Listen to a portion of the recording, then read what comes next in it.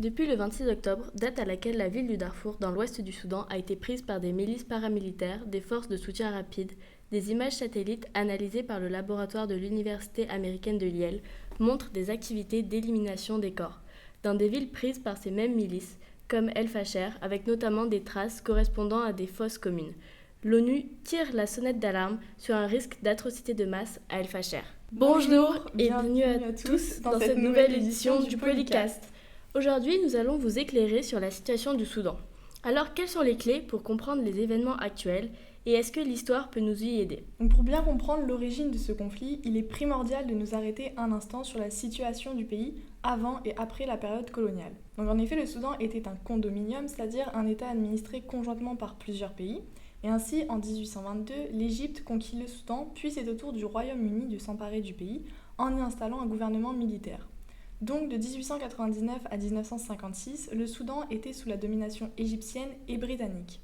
Et de par cette double colonisation, le pays se retrouve découpé d'un point de vue culturel, avec le nord qui subit une plus forte influence islamiste en raison de sa proximité avec l'Égypte, et le sud qui est influencé par la langue et les traditions britanniques ainsi que par la religion chrétienne. Donc la proclamation et la reconnaissance officielle de l'indépendance du Soudan interviennent le 1er janvier 1956 à la suite de la révolution égyptienne qui précipite l'abandon de la domination égyptienne au Soudan et la fin de l'occupation britannique d'abord en Égypte puis au Soudan. Cependant, à la suite de l'indépendance, le pays tombe dans l'instabilité économique et politique avec de nombreux coups d'État qui bouleversent le pays et mènent à 2 guerres civiles. La première guerre civile a alors lieu entre 1955 et 1972 et elle oppose le nord musulman au sud majoritairement chrétien et animiste. Ainsi, le sud cherche à faire valoir son autonomie en opposition au gouvernement central de Khartoum qui est alors proche idéologiquement de l'Union soviétique. Et le conflit se finit alors avec l'accord d'Addis Abeba en 1972 qui garantit une certaine autonomie au Soudan du Sud. Plus d'une dizaine d'années après la première guerre civile, en 1983, débute la seconde guerre civile soudanaise, opposant déjà à cette époque le gouvernement central et les rebelles séparatistes du Sud. Ce sera l'une des guerres les plus longues et meurtrières du XXe siècle. Le conflit a officiellement pris fin avec la signature d'un accord de paix en janvier 2005. En 2011, se tient un référendum qui permettra l'indépendance du Soudan du Sud le 9 juillet 2011. Du côté du Soudan, les tensions persistent. Les manifestations appelant à la démocratie et à un nouveau gouvernement se sont intensifiées, aboutissant à un coup d'État en 2019, orchestré conjointement par les forces d'armée soudanaises et les forces de soutien rapide. Cependant, cette vision démocratique n'a jamais été vraiment concrétisée dans un contexte de tensions croissantes entre les groupes.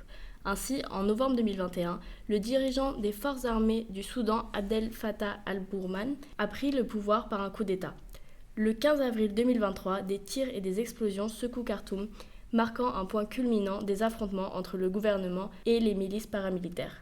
Mais alors aujourd'hui, quelle est la situation de cette guerre ? Eh bien, de cette histoire coloniale et post-coloniale marquée par la guerre résulte le conflit auquel fait aujourd'hui face le Soudan. Ainsi, la guerre civile qui ravage à l'heure actuelle le pays a débouché directement de l'attaque du 15 avril 2023 lancée par les FSR contre Khartoum. S'opposent alors sur l'ensemble du territoire les forces armées régulières du Soudan, menées par le général Abdel Fattah al-Burhan, et le groupe militaire des forces de soutien rapide, commandé par le général Mohamed Hamdan Daglo. On assiste donc à un conflit fratricide, les deux généraux étant d'anciens alliés se battant pour l'exercice du pouvoir et le contrôle du pays. De ce fait, depuis 2 ans, le pays est en proie à une guerre civile meurtrière qui a entraîné famine, malnutrition, déplacement massif de population et insécurité. Ainsi, les experts ont affirmé qu'il s'agit de la crise humanitaire la plus importante et la plus désastreuse à l'heure actuelle, avec plus de 30 millions de personnes étant en besoin d'aide humanitaire, soit les 2/3 de la population du pays, et plus de 24 millions de Soudanais en situation d'insécurité alimentaire aiguë. Mais le conflit a encore escaladé le 26 octobre 2025 avec la prise de la ville d'Al-Fasher par les FSR à la suite d'un siège de 18 mois. La prise de la ville s'est alors faite de manière sanglante avec des tueries de masse de civils et des exactions nombreuses commises à l'encontre de la population et notamment à l'encontre des femmes, avec notamment des viols, des séquestrations et des grossesses forcées. Donc le pays se retrouve aujourd'hui scindé en 2, avec d'un côté le nord, sous le contrôle des forces armées régulières, et d'un autre côté le sud, aux mains des FSR. Ainsi, les images satellites montrant les villages ravagés et inondés du sang des victimes ont fait le tour du monde, entraînant un réveil des consciences vis-à-vis de la situation du pays. Mais alors, cette reconnaissance internationale est-elle récente ? Alors, dans la continuité de sa colonisation par des puissances étrangères, Le conflit actuel au Soudan est marqué par l'intervention d'acteurs variés, aussi bien locaux qu'internationaux. Ainsi, bien qu'il s'agisse d'un conflit national, chaque camp dispose d'un certain nombre d'alliés, notamment au sein des puissances régionales. De ce fait, le gouvernement d'Al-Bourham est soutenu par l'Égypte, la Tunisie, l'Arabie saoudite, l'Iran et la Russie, tandis que les FSR reçoivent notamment le soutien des Émirats arabes unis, pour qui le Soudan représente le terrain de guerre contre les frères musulmans de la région.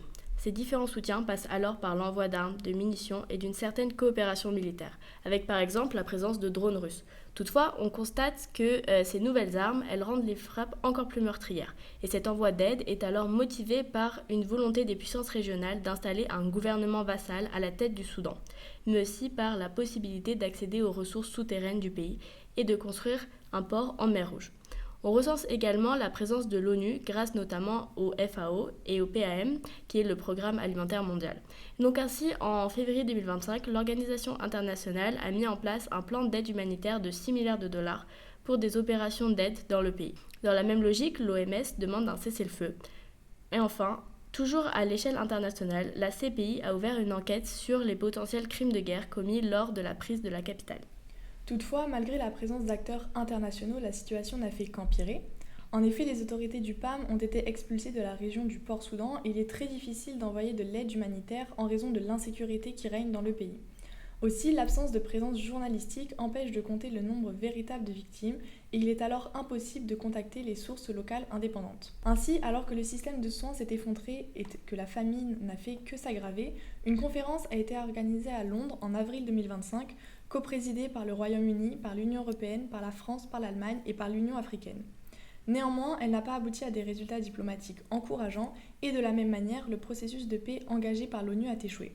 Enfin, Donald Trump entend, lors de son investiture, arriver à une trêve en 3 mois minimum. Or, malgré le soutien du Quad, qui regroupe les États-Unis, l'Égypte, l'Arabie saoudite et les Émirats arabes unis, sa volonté a échoué en raison du refus du cessez-le-feu par le gouvernement d'Al-Burhan, alors que les FSR l'avaient accepté. Donc, la situation, bien loin de s'arranger, risque au contraire de s'aggraver dans les semaines à venir. Donc, comme nous avons pu le voir, la situation au Soudan est une situation complexe dans le 3e plus grand pays d'Afrique. En effet, on y retrouve plusieurs acteurs tels que les forces armées régulières, les milices, mais aussi des groupes non affiliés. Et cette multitude d'acteurs, auxquels s'ajoute la présence de puissances régionales et de l'ONU, rend la situation au Soudan encore plus compliquée, notamment en ce qui concerne son règlement. Enfin, la prise de la ville d'Al-Fasher marque un véritable tournant majeur avec un pays qui pourrait être de nouveau scindé entre un Soudan oriental et un Soudan occidental. Merci de nous avoir écoutés et on se retrouve le mois prochain pour une nouvelle édition du Polycast.